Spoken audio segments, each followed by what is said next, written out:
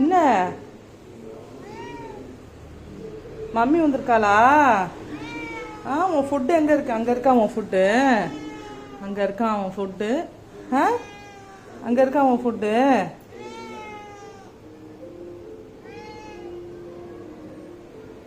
கூப்பிடுறாரு வந்து.